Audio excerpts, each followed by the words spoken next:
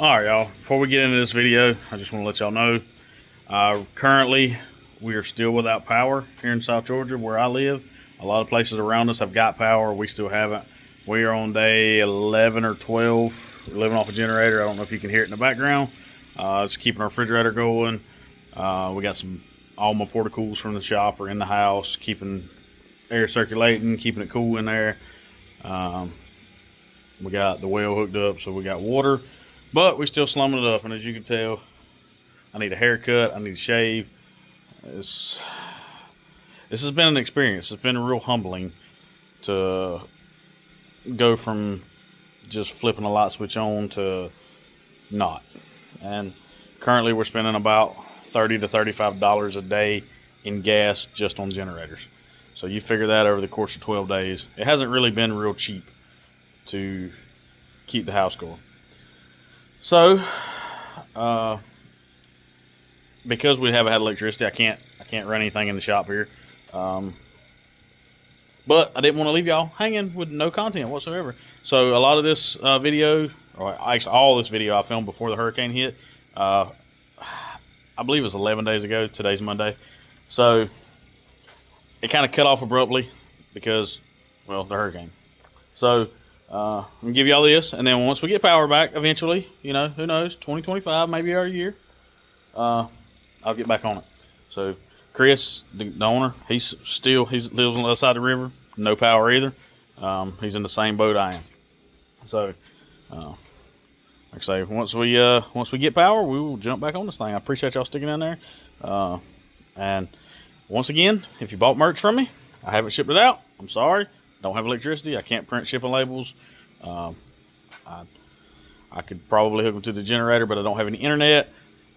Mobile hotspot, the cell phone service has been crap. So I would prefer to just wait until we get power back to ship them out, just so there's no issues. So appreciate y'all understanding that. We're going to jump right in right here.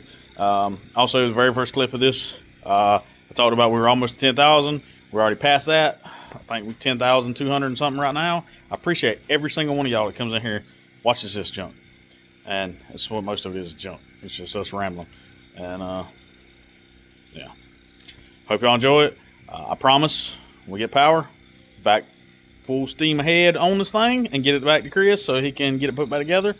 And, I was kind of hoping he was going to make it to Slam Fest with it, but it ain't looking good. It's only 2 weeks away, and I don't know when we're going to get power, so appreciate you. All right, y'all. We're back. Chris's S10 Part 3. As of the time of starting this film, we are 35 subscribers away from having 10,000. And while some of y'all, that may not be a big deal, to us, that's a huge deal. And we appreciate y'all. So, hopefully by the time I get done filming this, we'll be at 10,000. But if not, share this with your friends. Make them go on. Because these guys need good lives. Especially that one. And he's freaking expensive. Alright, we're going to jump in on this thing. And like I've been saying it a lot. Just because we're kind of new to the deal. lowerclassfab.com. Grab your merch. KKL package it up. Ship it out to you. And yeah, we need to get rid of some of this stuff. Also, got some prices on some hoodies. I'll be sharing those soon. I don't know when we're going to have them done. We may do a pre-order, like I said in the last video. I just don't know how we're going to do that yet. Because, yeah. All right. So first things first is I want to get started with my crossmember back here so I can start mounting my air tank and my compressors. Just went and drug a piece of scrap 2x4 quarter wall, which is extremely too much for what we're doing. But it's what I got, and it's going to work. And I'm going to show you why it's going to work. I already showed you this on my S10 one time. It works flawlessly. But if you look right here, the frame on this truck, well, I didn't pull off enough tape. Hold on. If you look right here, frame on this truck is 4 inches tall. So I'm going to go in here, and I'm going to cut out a 2-inch opening on both sides in the same spot. I'm going to slide that piece of tubing in, and I'm going to weld it all up. And then I got somewhere to mount all my stuff. My air tank, my compressors, my valve block, my relay, all that stuff. I got a nice solid cross member. If you remember, we took out this factory cross member. So the only thing holding the back of the frame together is this little bit of flat stock right here. So I'm gonna go ahead and get this cross member back in. What I measured from side to side looked like it was 40 inches, even though I just cut that piece 48 inches. Oh, what did I say? Measure twice, cut once? Stupid. God, now I gotta go cut it off. I really did. So I got my tube in here, fixing to get the flat wheel on. It's been laying outside. Got some surface rust on it. But if you've seen that last clip, I cut it 48 inches the first time because I'm an idiot and I didn't go back and re-measure it before I cut it because I was thinking in this gourd of mine that it was 48 inches. Well, I cut it 40 inches and I got about halfway done cutting it and this happened. Excuse the language. I said a bad word. I'm sorry. It kind of scared me. Bro, I done picked this piece of tubing up and carried it all over the place. Me and Landon done carried it from back there, and god dang if that son of a bitch didn't just come out the end of it. Alright, bros. So, I was cutting this tubing again the second time because I cut it too long. And, yeah, I don't know where he went. But a freaking about 3-foot snake just come out the end of it while I was cutting it with a chop saw.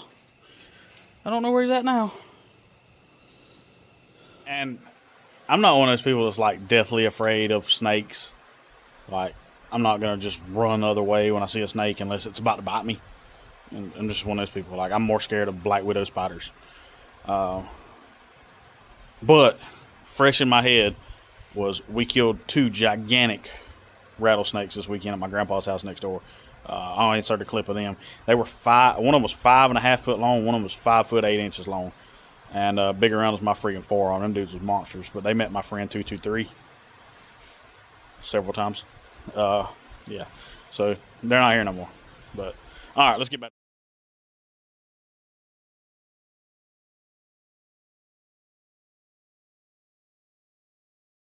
So what I did here to get ready for this cross member is I come off the back of the frame. I came forward 14 inches. It's just to the front of this hole for the factory cross member. That gives me plenty of room right here between this bolt and the airbag to slide this tubing down in here and weld it in. So I just measured, like I say, from there 14 inches. My tubing is 2 inch by 4 inch, so I'm going to need a 2 inch slot. So I just measured over 1 inch each way and then took my square there and made me some marks. About to cut this out, and then once I get both sides cut out, I've got the tubing all ground down over there and it's snake free now. And we're gonna slide that guy in there and do some grinding, get some clean metal and get ready to weld the tubing in. Be right back with y'all in just a guy in there. Fits nice. All right, so the gap between the frame rails is around 4 inches, but if you want it flush at the top, you're gonna have to shim it up there. I've got 2 pieces of 3/16 on each side holding it up where it's pretty flush. I've done the same thing on my truck.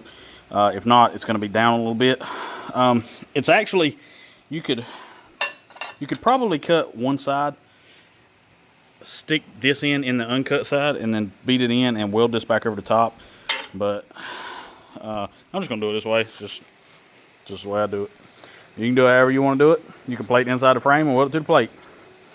Your choice, your truck. Like I say, this is just the way I'm going to do it. I'm going to get this welded in, get this piece of flat stock cut out tonight. And that's probably going to about do it for me. Yeah, there it is. Alright, I'm about to have to call it a night, but we did make some progress tonight. Got this cross member completely welded in. I got it welded around the top and down the sides, on front and rear. There's a gap at the bottom, so you can't weld that. It's a fairly significant gap. But just unboxed this 5-gallon seamless Air Max eBay tank, and they always look good. I mean, this thing it looks real good. Slick. Comes with some nice bent brackets. You can buy a more expensive air tank than this, but this one's not going to rust. It's going to last. It's going to look good, and it's slim and skinny, so it's fairly easy to fit without it dragging the ground. Right now, the 2 end fitting holes is just kind of sitting on the bolts. The tank will be a little bit farther back, the thickness of those brackets, which will give me enough room to put some plugs in there or some 90s or something, however, whatever we're going to have to do to plumb everything. So this will be behind the rear end, and then the compressors and the valve block will be in front here. I've got compressor mounts. They're actually in that box. I did not buy a VU4 mount. I kind of forgot to order one. So I'm probably just going to build one out of some flat stock. As I told y'all earlier in the last video, Chris was like, hey, here's some metal. And he brought me like a whole lot of metal. So I got plenty, and it's actually sitting here rusting. I need to get it inside. Because it's literally rained every day since he brought it, except today. So, anyway, back to the air tank. This thing is like, it's $100 and some few dollars on eBay. I don't remember exactly how much they are now. I remember when they were like 80 bucks, and I was like, man, it's hard to beat that. And now they're still one of the cheaper air tanks on the market. Also for this truck, we've got some Vair 444s right there. He really wanted to put the 485s on it, but he tried to buy some at Battle and Bama, and somebody right in front of him in line bought all of them that the vendor had. So he ended up with some 444s. They cut him a hell of a deal on them, and we're going to try those. And like he said, it's something that's very easy to swap out in the future. And we're also going to run our tried and true Stinger 80 amp, because we love those. They run the compressors good. They work good. They just do it. It just does what it's supposed to do. So we've had very few failures out of them. I think I've changed 2 of those in my life that went bad. So I'll get out here tomorrow and try to get this air tank mounted before the other customer shows up with his truck. And at least, you know, if we can get one thing done a day, we're going to get it all knocked out pretty fast. So.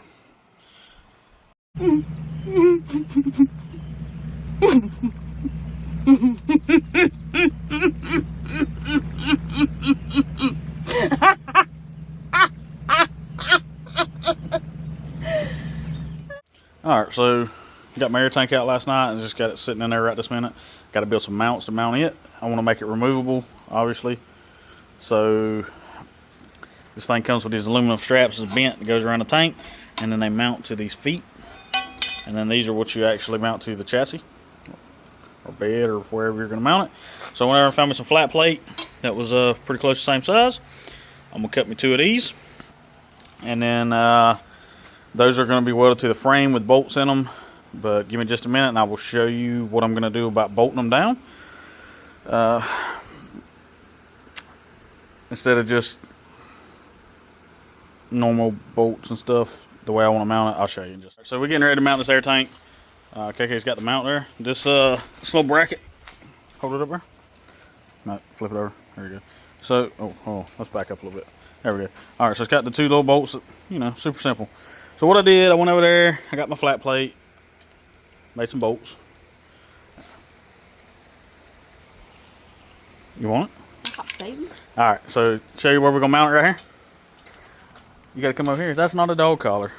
Put it on her head though. Watch her freak out. It's too tight. It'll hurt her. All right, so let me see that. So we're gonna take this mount that I built, and we need to mount it to this cross member. But the head of the bolt is gonna hold it off. So I'm gonna show you what I'm gonna do about that.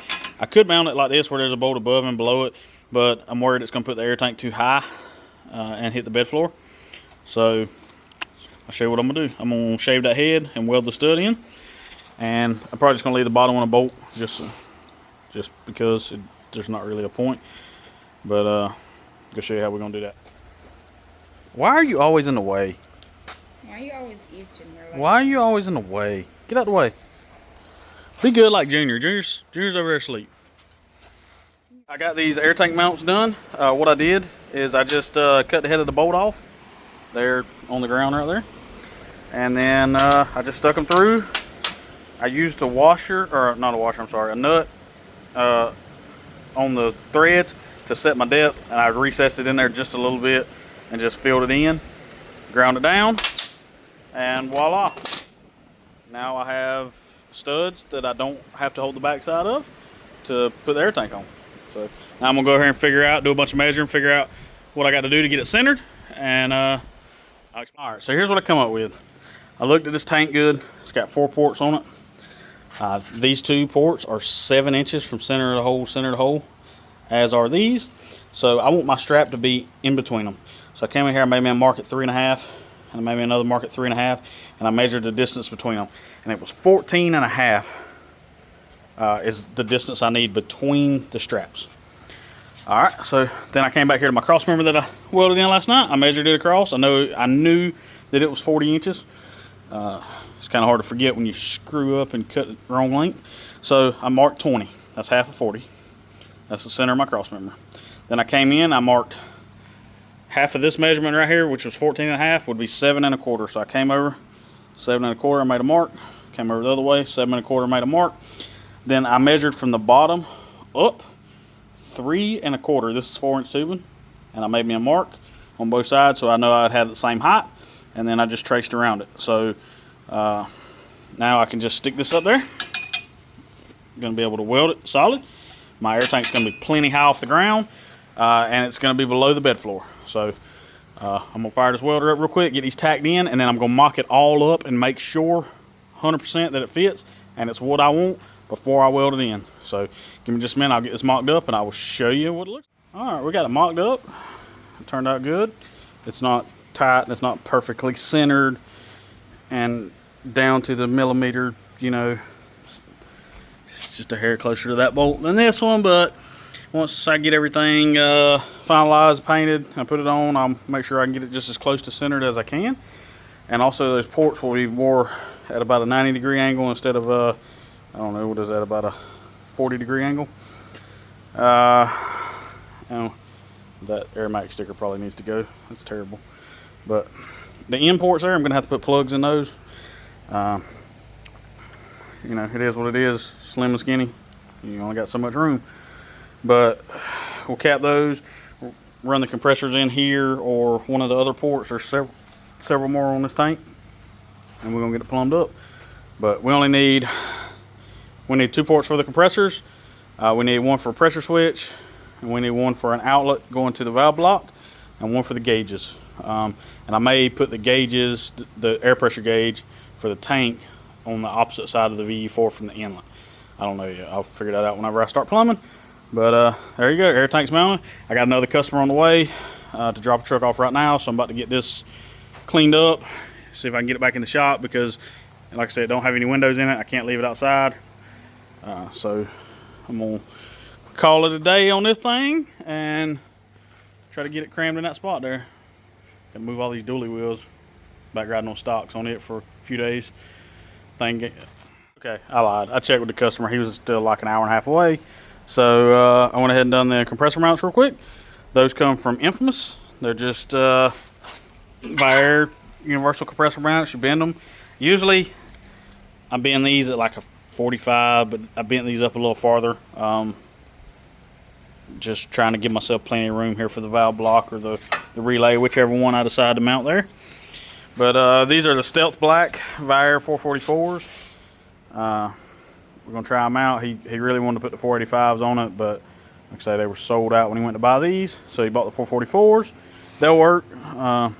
With them being fresh, they may be fairly fast. We are gonna run a 175 PSI pressure switch on this one instead of the 200, because these things really start falling off when they get around that 175 area, and it takes forever to go from 175 to 200. So with them being cutting off at 175, it should they should cut off and cycle a lot less, or not have to run quite so long. So got those tacked up, and now that's done, now I'm gonna clean all this stuff up and try to get this thing in the shop. So be back with y'all in a few days. 346 minutes later. All right, y'all, so we're running a VU4 on this truck. I didn't order a mount for it. You can get them on you can get them things on eBay, Amazon, like Buzz's Chop Shop sells them, Winter Fab sells them, like 20-30 bucks. I forgot to order one. I don't have time to wait on one, so I just whipped one up here. I just basically put this on a piece of 3/16 metal. I don't know, that may be 1/8. It's pretty thin. Yeah, it's probably 1/8. Anyway, I traced around it, ground it all down real good, drew me a mark around it, cut it out, and then I just took a drill bit, set it on top, took a drill bit that would fit through the holes, marked my 4 holes, voila, and then I got it kind of where I wanted it under there. Made me some cardboard templates, made me a little stand here because I want to get it a little bit away from these compressors. So I've got it fit up where it'll just kind of mount right in there. I'm gonna get it tacked in just a minute, and I'll kind of show you where I'm gonna put it at. super simple, man. It took me about 30 minutes to make that, grind it, cut it, and everything. So give me a few minutes, I'll show you where we're gonna end up putting it at, and keep on rolling with this train. So here's what I got with my floating V4 mount. Now I need to mount my Stinger 80 amp. That's what I use on the compressors. I never use the little square 40 amps because I've always had trouble with them on Viairs. These dudes just do their job. So I'm gonna mount it right here where it's easy to get to. Already got me some marks there, but I'm gonna mount it right here. All right. Sorry, man, the video kind of ended abruptly. Get the relay mounted. I just welded some bolts there to make me some studs, and everything's all tacked together. And as soon as I get a chance, I'll get back on this thing. Also, let me see here. I got a box right here with some parts in it. I don't know where they're at currently though. Oh, there they are. So, Chris reached out to Phil, Twist Images. Got some shorter dog bones because this truck is on a shorter wheel and tire than what this is set up for. So we also have those, and we're gonna have to paint those black, take all the bushings out of those, swap them over. That's good. And I don't remember what else was in the box right here. Oh, wheel spacers.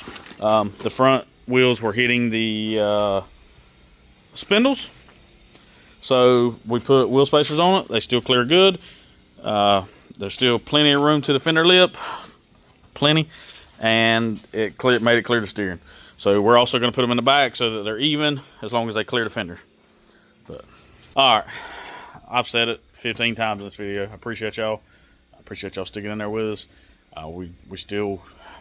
We got most of the damage cleaned up around here. We still got some stuff in my pa's house to clean up, but my yard, we've cleaned it. We've picked all the limbs up, we cut the grass, mulched up all the leaves and stuff that we can. We got my dad's yard clean. We went and helped Brandon Yon clean his yard, the whole crew, me and Dan Chandler, and Brandon was there, Jose was there. We all went over Saturday. I took the skidder from work, took it over there, took the farm tractor with the rake, and his yard was destroyed. So we went over, group effort, jumped on it. We got it all done in one day. We got all the trees cut, all the trees moved. I'm glad that we were in a position to do that because, like he said, it would have taken him forever to clean it up if he had to like manually move those trees because they were gigantic trees. So luckily we were working like 3 miles down the road, so I just drove the skidder over, and it was a big help. So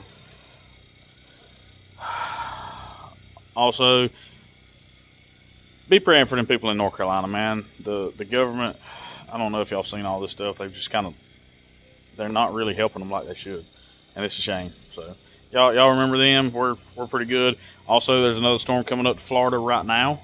It's category 5 today, and it hasn't even hit. So if you're in Florida, take shelter, evacuate, get north, do something, because I don't want you to be in the same shape we are in. So appreciate y'all watching this, listening to me ramble and talk about weather and all that crap. I know we build trucks here, but the weather's been a pretty big part lately. So thank y'all.